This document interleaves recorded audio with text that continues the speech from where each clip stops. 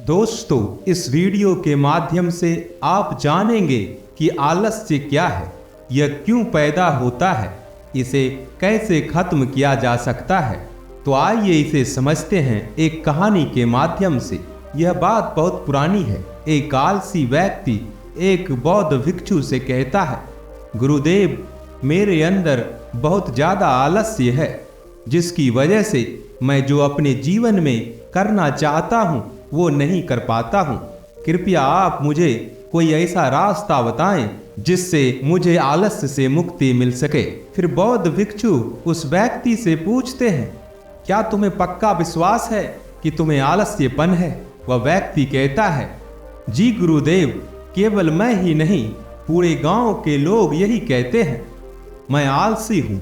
वो बौद्ध भिक्षु उस व्यक्ति से कहते हैं, परंतु तुम्हारे पास इस बात का कोई प्रमाण है कि तुम वाकई आलसी हो? वह व्यक्ति कहता है, जी गुरुदेव। फिर बौद्ध भिक्षु कहते हैं, क्या प्रमाण है वो? गुरुदेव, मैं जानता तो हूँ कि व्यायाम करना मेरे स्वास्थ्य के लिए अच्छा तो है, लेकिन मैं चाह कर भी नहीं कर पाता, क्योंकि मेरा आलस मुझे सुबह जल्दी उठने ही नहीं देता। तब वो बौद्ध भिक्षु कहते हैं, अच्छा, तो तुम ऐसी आलस से परेशान हो? व्यक्ति कहता है, जी गुरुदेव। इसके बाद वो बौद्ध भिक्षु कहते हैं, परंतु क्या तुम्हें पता है कि आलस्य होता क्या है?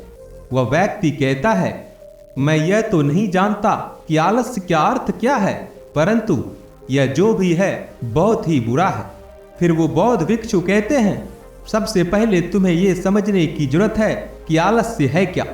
ये जो भी चीजें प्राकृतिक रूप से हमारे अंदर है, उसका कोई ना कोई उपयोग है। वह बुरी या अच्छी नहीं है।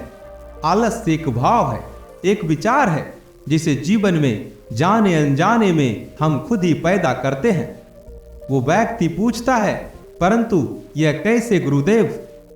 तब बौद्ध भिक्षु कहते हैं, आलस्य पैदा होने के दो कारण हैं, पहला शारीरिक और दूसरा मानसिक। जब हम शरीर को कोई ऐसे भोजन देते हैं जिसमें खुद के भीतर कोई जीवंतता नहीं है, तब हमारे शरीर के भीतर आलस्यपन पैदा होता है, क्योंकि यह शरीर ऊर्जा से चलता है, और जिस तरह की ऊर्जा हम अपने शरीर को देते हैं, हमारा शरीर उसी तरह का बर्ताव करता है। शरीर के भीतर हमारे अंदर आलस्य का दूसरा कारण है गलत तरह से बैठना, गलत तरह से सोना और गलत तरह से चलना। हम इस बात पर कभी ध्यान नहीं देते कि हमारे बैठने, लेटने और सोने की स्थिति सही है या नहीं। अगर तुम तथागत बुद्ध को देखोगे तो तुम पाओगे कि जब वो बैठते हैं तो उनकी रीढ़ की हड्डी बिल्कुल सीधी होती है। जब वे सोते हैं तो उनके शरीर के भीतर किसी भी अंग में कोई भी दबाव नहीं होता, और जब वे चलते हैं तो उनके दोनों कदमों के बीच एक तालमेल नजर आता है। यह जरूरी नहीं है कि कोई बुद्ध को देखकर ही समझे। अगर कोई उन्हें समझाना चाहता है तो सिर्फ उन्हें ध्यान से देखकर ही बहुत कुछ समझा जा सकता है। शारीरिक स्तर पर आलस्य का तीसरा कारण है सुबह जल्दी ना उठना। यह सुनकर वह व्यक्ति कहता है, हाँ गुरुदेव, मैं सुबह जल्दी उठ ही नहीं पाता। तब बौद्ध भिक्षु मुस्कुराते हुए कहते हैं, तुम सुबह जल्दी तभी उठ सकते हो जब तुम रात को सोने का एक निश्चित समय निर्धारित कर लोगे। प्रत्येक बौद्ध भिक्षु को अनुशासन का पालन करना पड़ता है, क्योंकि अनुशासन ही हमारे जीवन में संतुलन लेकर आता है। ज्यादातर लोग अनुशासन को बुरा समझते हैं, क्योंकि उन्हें लगता है कि अनुशासन उन्हें बांधता है, लेकिन असल में अनुशासन हमें बांधता नहीं बल्कि मुक्त करता है। फिर वो व्यक्ति पूछता है, परंतु गुरुदेव, शुरुआत कहाँ से करें? सही तरह से भोजन करने से, सही तरीके से बैठने से, लेटने से, या चलने से, या जल्दी उठने से? तब वह बौद्ध भिक्षु कहते हैं, शुरुआत अभी से करो। जो भी तुम इस समय कर रहे हो उसे ध्यान से करो। पहले तुम मन के स्तर पर आलस्य को समझो। वैसे ज्यादातर स्थितियों में मन शरीर के कारण ही आलस्य को पैदा करता है। मानसिक आलस्य का पहला कारण है हमारे पुराने गलत विश्वास। हमें लगता है कि हम पिछली बार भी नहीं कर पाए थे, इसलिए इस बार भी हमसे नहीं होगा। हम इस बात को नहीं देखते हैं कि इस बार और पिछली बार में बहुत अंतर है। अब हम मानसिक तौर पर वो नहीं हैं जो पहले थे। अब सब कुछ बदल चुका है। जब हम अपने आप को काबिल नहीं समझते, तब आलस्य हमारे ऊपर हावी हो जाता है। दूसरा कारण है छोटी सोच वाले और आलसी लोगों के संगत में रहना।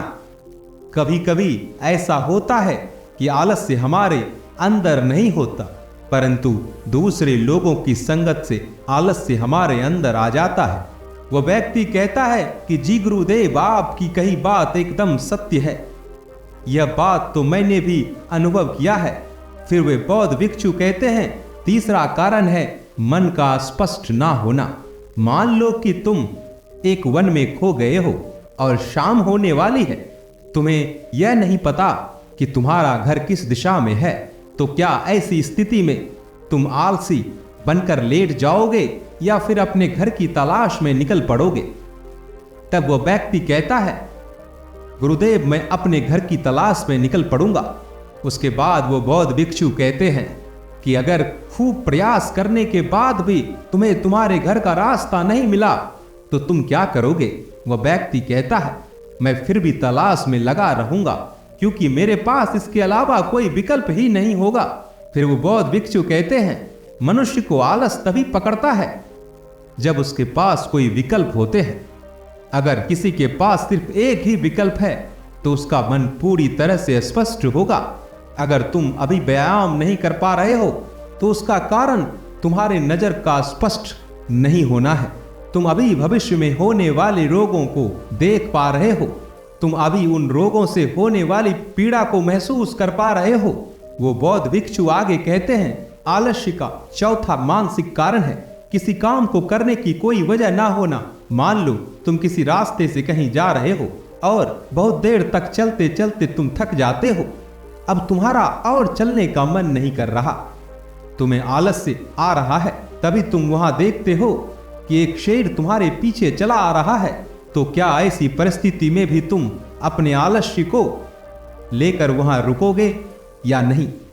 तो इस बात को समझो, आलस्य तुम्हें उसी काम को करने से रोकता है जिसे करने की कोई बड़ी वजह ना हो। वह व्यक्ति कहता है, धन्यवाद गुरुदेव, अब मुझे आलस्य का सारा खेल समझ में आ गया। बौद्ध भिक्षु कहते हैं, एक बात हमेशा याद रखना, जहां अस्पष्टता है या कुछ कहने की वजह है, वहां आलस्य हो ही नहीं सकता। दोस्तों, ये वीडियो यहीं समाप्त होती है। आशा करता हूं कि आपने इस वीडियो से बहुत कुछ सीखा होगा। जल्द मिलता हूं एक नए वीडियो के साथ। तब तक आप अपना ख्याल रखिए। धन्यवाद।